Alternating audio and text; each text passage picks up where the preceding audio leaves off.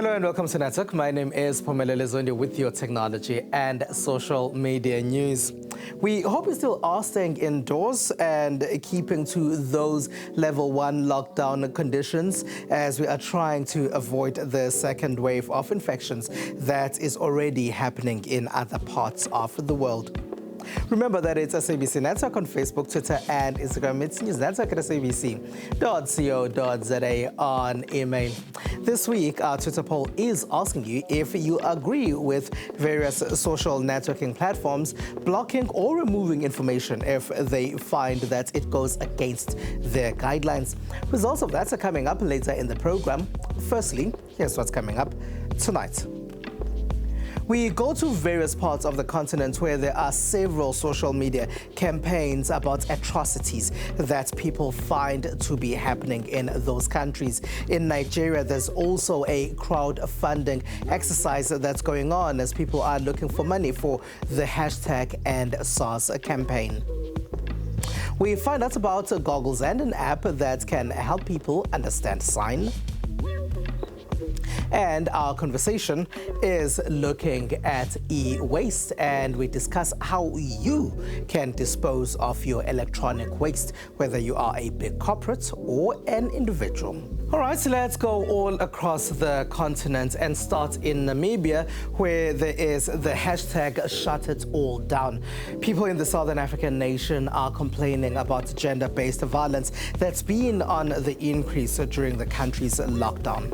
If we go to another SADC country, the Democratic Republic of Congo, there's the #CongoIsBleeding. Then we go to the very dominant #EndSARS that's been happening in Nigeria. People there have also gone on a crowdfunding campaign online.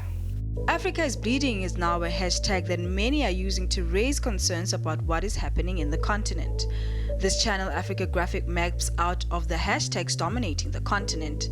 It shows that South Africa has MI Next and End Human Trafficking, Shut It All Down is in Namibia, Anglophone Crisis is in Cameroon, Zimbabwean Lives Matter in Zimbabwe, Congo is Bleeding in the Democratic Republic of Congo, and SARS is in Nigeria, with many other hashtags in different parts of the continent. Hashtags have become a very part and parcel of our political life on the continent, and they have come to highlight many issues on the continent which were previously not well known about. An event could happen in Nigeria, or it could happen in rural Kenya, it could happen in Ethiopia, it could happen in Egypt without necessarily the media taking it up. I'll talk about mainstream media as we know, television and radio. Let's go to Lagos in Nigeria. This is Ozioma Egemasi, who says Nigerian police slapped, whipped and struck him with the butt of a pistol when he refused to pay them a bribe. He shared his experience on Instagram and is in touch with other protesters through WhatsApp. The amount of fear in me just, skyrocketed, because it meant that they were willing to do anything to get whatever they wanted me to get off me or from me that day. So they started driving around in Victoria Island, and at some point when the guy started saying, "Oh, I have to pay," and then I asked stuff like, "Why do I have to pay?" And then the first thing he does after the slap, of course, that I have already talked about, the first thing he does is to tighten the handcuffs. Egemazi is one of the thousands of Nigerians who have filled the streets of cities and towns in daily protests calling for reforms of the police system. Tech-savvy activists say they have been targeted by Nigeria's Special Anti-Robbery Squad, otherwise known as SARS. They are using social media to share images of perpetrated abuse, raise funds and garner support from global celebrities under the #EndSARS. Feminist Coalition is a Nigerian rights group coordinating much of the logistics. Their fundraising method uses crowdfunding. They say this method allows protests to be free of political influence from large individual donors. We have donations virtually from every organization, and people come here too, they bring whatever they have. My friends brought in cake, some went to Spa, we are expecting food from Spa, 100 packs. Literally everybody has been on their feet to make sure everybody is refreshed and the protests go on. People come with water, I can water, sweets, different things. I mean, the youth have been doing very well and amazing. That level of organization has in large part been financed by crowd-funded donations sent from around the world through digital currency Bitcoin. #EndSARS protests have attracted the attention and support from high-profile individuals from around the world, like Twitter CEO Jack Dorsey, rapper Drake, former American Secretary of State Hillary Clinton, and Black Lives Matter activists. High-profile individuals from different parts of the world have shared their dissatisfaction at how they feel the Nigerian government has been using a heavy hand to respond to those protests. All right, in South Africa now, the government of the Western Cape has teamed up with Google for an education initiative. Worldwide, teenagers have various safety issues online.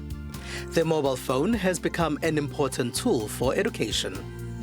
While it is a necessary tool, it also puts many school children in danger as they're bullied and exposed to material they shouldn't see. In South Africa, the Western Cape Provincial Education Department is adding the online safety curriculum guideline that has been developed in partnership with Google. So it's not an add-on to the curriculum, it is in fact enforcing and assisting teachers to take the curriculum to another level. Why is online safety so important? COVID-19 has almost thrust all of us directly into the cyber world. We were talking about preparing learners for the fourth industrial revolution and teaching them 21st century skills. But with where we are currently, we've almost been thrust in there and we've had to swim from the word go. The online safety guideline is expected to reach 350,000 high school learners annually. Google says their products also give parents access. Initiatives like this that involve multi-stakeholders are critical to ensuring that our children are able to guard their own safety online and become the responsible digital citizens who can be able to help others safeguard theirs. They say it is compliant with the Curriculum and Assessment Policy Statement, or CAPS curriculum, and can be linked to other subjects such as information technology and computer application technology. It will be taught in phases from grade 8 until matric. The provincial government believes it will also teach students live. Parents will speak to their learners about and to their children about when they go out in the real world about stranger danger. We are bringing that stranger danger right into the virtual classroom when we're saying be careful of what you post online and be careful about what you do in that space. The hope is that other provinces in South Africa will pick up on it as well. We hope these are things that young people are going to find helpful in what they do. Let's go to our startup corner now, where producer Sandile Hlangani met up with an inventor of goggles that can help us understand sign. It works with an app.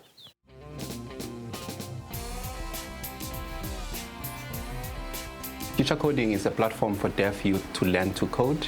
And the reason why we started Future Coding is there are a lot of conversation around the fourth industrial revolution. And our main objective was to ensure that deaf people are part of the fourth industrial revolution. They shouldn't be left behind. So one of our mantra is to give the deaf youth to learn to code so that they can participate in the new wave of new technologies. In 2020, early this year, by the way, we had an encounter where one of our deaf delegates fell ill, and we had to take the deaf delegate to a hospital. And to our surprise, straight from the reception, there was no one there to assist with the sign language interpretation. The healthcare workers, even though they wanted to assist our deaf delegates, but they couldn't communicate. And as a business, Future Coding, we then had to jump in and then start with the sign language interpretation services. We spent plus minus 10 hours at the hospital providing interpretation services. And then it dawned on us that, look, it is not only about giving deaf youth the freedom to learn to code, but we also need to ensure that we build a digital deaf community such that they will receive the same services that are received by the hearing people when they are at the hospital. So how does it work? First, we make a panel of sign language interpreter services available on our platform. They sign up on our platform, and they can choose when are they available, and also they can specify their rates per hour. But what we do encourage to our sign language interpreters is they should look at this as essential services, because the main goal is to ensure that they provide sign language interpretation services. Once they've signed up, we then make an arrangement, an agreement with, for an example, a hospital, where we then make this wearable glasses technology available on site. And so now, if a sign language interpretation service is required, then a healthcare professional, like in an example of a hospital scenario, a healthcare professional will then access our wearable glasses technology, and by just pressing a button, and then it will connect to an available sign language interpreter, and then they can start to provide the essential healthcare services to a deaf person. So they don't need to worry about how do we communicate with a deaf patient. These wearable glasses can be accessed and utilized by anyone who engages with a deaf person. So one, it could be at home. Maybe you've got a family member who is deaf, and the member can sign, but you don't understand sign language, then you can then access this wearable glass technology and purchase it from us. Or it could be a company like ours, Future Coding. We do have deaf delegates or deaf employee in our work environment. So managers can then purchase, we make the wearable glasses for our managers to be available, so that when they need to engage with a deaf colleague, then they can easily access our wearable technology. So now, if you are a business, or you are a family member who wants to have this RIA wearable glass technology, you can reach us at 065-922-6737, or you can visit our website, www.ria, spelled as reah.co.za, or you can contact us via an email, orders@ria.co.za. It's SABC Network on Facebook, Twitter, and Instagram. News Network at sabc.co.za on email. After the break, we chat about e-waste.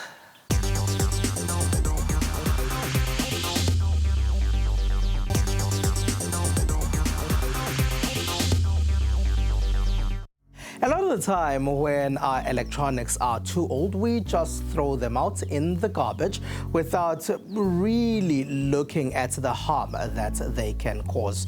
Let's go to Nigeria to find out about the problem they have with electronic waste in the West African country. Nigeria produces more electronic waste than any other country in sub-Saharan Africa, and much of that is imported, arriving each day in shipping containers filled with untested appliances that are often dead on arrival. On a wet day in Lagos, one of those containers has arrived outside Chikodiri Michael's business. As the importer looks through computer monitors, buyers and scavengers wait behind him, ready to haggle over the goods. But Michael says most of what they get is junk. Most of the goods we bring, we cannot even sell them, and most of them are waste. So it's excess loose this time around. According to a report last month from the UN's Global E-Waste Monitor, the amount of electronic waste generated worldwide has surged by 21% over just 5 years to a record 53.6 million metric tons in 2019. Nigeria generated more than 460,000 tons last year. It also imports between 60 and 70,000 tons of used electrical equipment, most of it from Europe. Much of the global e-waste is destined for incineration or landfill with dire consequences for the environment. But some, like Ifeanyi Ochonogor, are fighting back. From the start of this country, we haven't had really any answer for the electronic waste that we produce. Talk less of the electronic waste that gets dumped on us from outside. He founded eTerra Technologies, an e-waste recycling, refurbishing, and data destruction service after visiting Computer Village, Africa's largest ICT accessory market in Lagos. It's common in Nigeria to see stalls selling worn-out second-hand appliances referred to as tokumbo, a Yoruba word meaning from abroad. Traders also often dismantle these items, oblivious to the fact that the mercury and lead found in some e-waste could harm their health. We enlighten them to the damage that's being caused. Ochonogo's business is working to teach traders about the dangers, whilst also collecting and disposing of e-waste using eco-friendly processes. But his factory has the capacity to process just 10 tons a month, far short of the amount Nigeria generates. For a conversation about e-waste, I'm now joined by Chief Officer of External Affairs at Vodacom in South Africa, that's Guideline. Hello, and thank you very much for joining me, ma'am. Maybe if you can start by explaining to us what e-waste actually is. Thank you for inviting me. Simply put, e-waste is old electronic and electrical devices that we generate in our households and in society in general on a daily basis. There is general disregard and misunderstanding on e-waste due to lack of awareness in society. Who are the biggest culprits in this? Is it individuals? Is it corporates? E-waste is not just an African challenge, it is a global challenge. However, what concerns us is that some parts of Africa have now become a dumping ground of e-waste from other countries, and this needs to be attended to. Unfortunately, e-waste that is not properly disposed of ends up in the landfills or waste dumps, thereby polluting the environment, and it is also a health hazard for human beings and for animals. Would you perhaps say there are South African companies that are doing something about this and to reduce the amount of electronic waste? South Africa has a legal framework on general waste management, including e-waste. However, this legislation is not effectively adhered to, and it is not effectively monitored. However, we are seeing a rise in environmental activism all over the world, and therefore things are changing. In Vodacom, we have started engagements with the ministry responsible for environmental affairs on general waste management. And for us, as a technology company, it starts with monitoring the amount of waste that we generate from our network. And this is coupled with recycling and reusing of our devices and equipment, including batteries from our base stations. And this also includes responsible disposal. And as individuals, what can we do about this? We urge our customers and society in general, please do not throw your old devices, old equipment, including batteries, into the municipal waste bins. Please bring back those devices to the Vodacom stores if you bought them from us, or take them to a retailer which has a good track record of responsible disposal. All right, Dagalani Nechitenje, Chief Officer of External Affairs at Vodacom, thank you very much for being a part of our network. And with that, let's take a short break.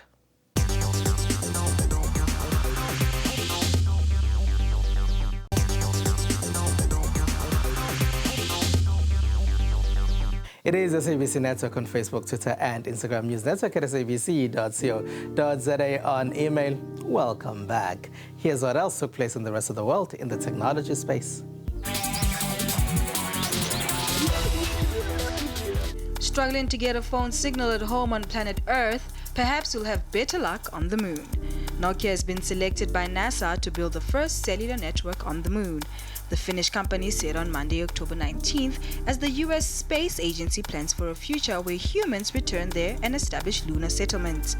Nokia said the network would be using 4G LTE in use worldwide for the last decade instead of the latest 5G technology, because the former was a more known quantity with proven reliability.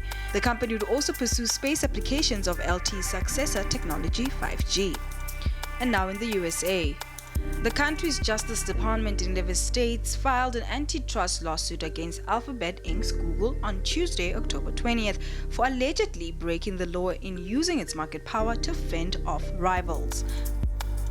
It's a major shot across the bow from the DOJ, and I think this is a serious step up in the move on the antitrust front, as we've seen the Beltway versus big tech, and the DOJ throwing their hat in the ring definitely, I think steps this up from a, risk profile. I think investors right now, it's a bit wait and see, but this is sort of, I think, the first step of what we're going to see are broader pressures against big tech with Google front and center. The lawsuit marks the biggest antitrust case in a generation, comparable to the lawsuit against Microsoft filed in 1998 and the 1974 case against AT&T, which led to the breakup of the Bell system. And now in Switzerland. Researchers in the country have given their four-legged robot wheels, making it even faster on all terrains.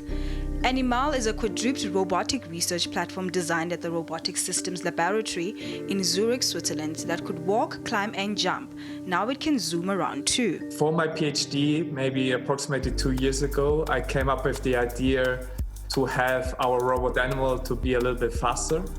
And then the idea popped up that we could just leverage from the idea of the wheels and add them to the robot's foot, and that's it. Jalonic said adding wheels to legged robots was normally avoided because it was thought it overcomplicated their mobility.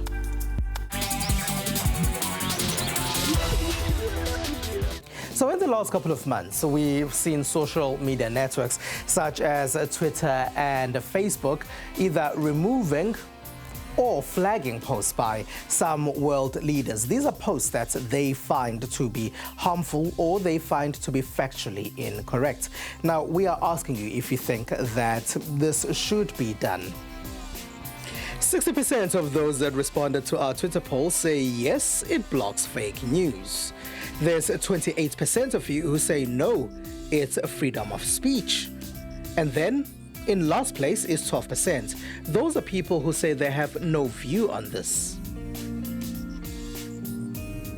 And that's it. So that's all we have for you. Find us on SABC Network on Facebook, Twitter, and Instagram. It's News Network at sabc.co.za on email. From me, it's Phumelele Zondi and the rest of the network team. Thank you very much for being a part of our network. Stay home and stay safe. Good night.